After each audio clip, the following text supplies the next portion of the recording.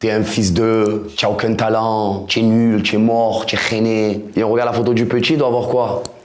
15 ans. Moi, quand j'ai commencé, c'était en 2018. Mon premier tournage, c'était les Marseillais en Asie.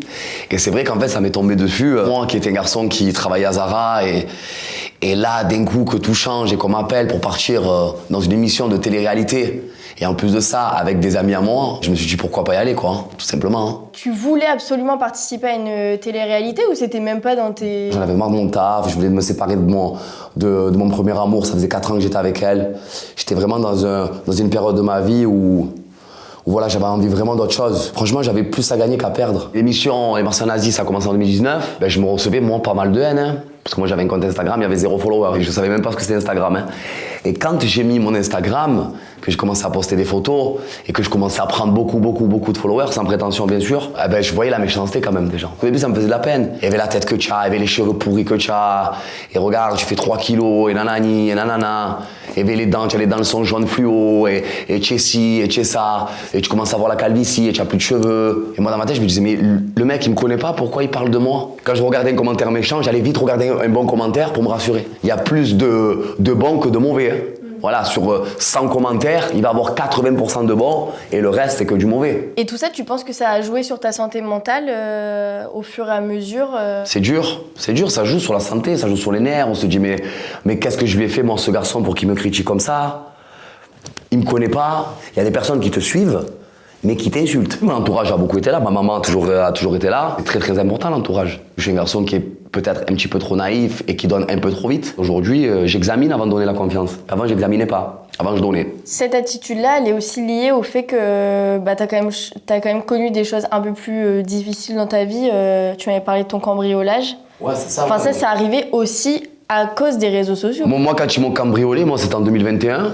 C'était avec mon ex Mélanie. On était chez moi, on était en train de dormir et 2 individus sont rentrés dans ma maison. Je sens une main sur mon visage avec un calibre comme ça.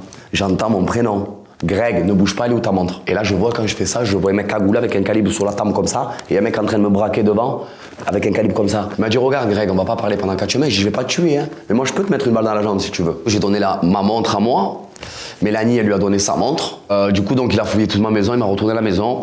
Ils ont pris ce qu'ils avaient à prendre. Et après, ils sont partis. Hein. Le policier me dit ça. Oh bébé, c'est toi qui s'est fait braquer, on peut faire une photo. Je l'ai regardé, j'ai fait ça. J'ai dit, mais frérot, est-ce que moi, là, je suis dans un état de faire une photo? Vraiment, sur ça, ils m'ont vraiment tué. C'est-à-dire que même ma relation avec Mélanie, c'était même plus la même. C'est-à-dire, ils m'ont tué, moi, dans ma vie. Ils m'ont tué mon couple. Ils m'ont traumatisé. Le jour où je suis rentré chez moi, je n'arrivais plus à rentrer dans ma chambre. Je dormais sur mon fauteuil du salon et je regardais la porte d'entrée. Et à chaque fois qu'il y avait un petit truc, un petit bruit, je sursautais tellement j'étais traumatisé. Je suis allé voir le psy. Et c'est lui qui a un petit peu qui m'a... Et il m'a fait beaucoup de bien. Moi, alors d'aujourd'hui, je ne montre plus rien sur mes réseaux sociaux, j'ai plus rien. Voilà, pour commencer. Et je ne montre rien. Voilà. C'est-à-dire, quand je vais faire une story maintenant, avant, je prenais une story, je faisais ça, je filmais, clac, clac, clac, clac, clac, et je posais. Maintenant, je prends une story. C'est-à-dire, avant de faire ma story, déjà, je regarde où je suis. Je regarde si, tout simplement, j'ai rien sur moi, je poste plus en direct. Parce que j'ai très peur. J'ai très très peur. J'ai regardé pas mal de vidéos sur TikTok et dans les commentaires, il y a souvent Greg a besoin d'aide, aidez-le au lieu de critiquer. Je sais pas si toi t'as vu ces commentaires. Moi malheureusement quand je fais la fête, comme je suis connu, les gens ils aiment trop me filmer. Attention, c'est gentil, merci de s'inquiéter pour moi les bébés.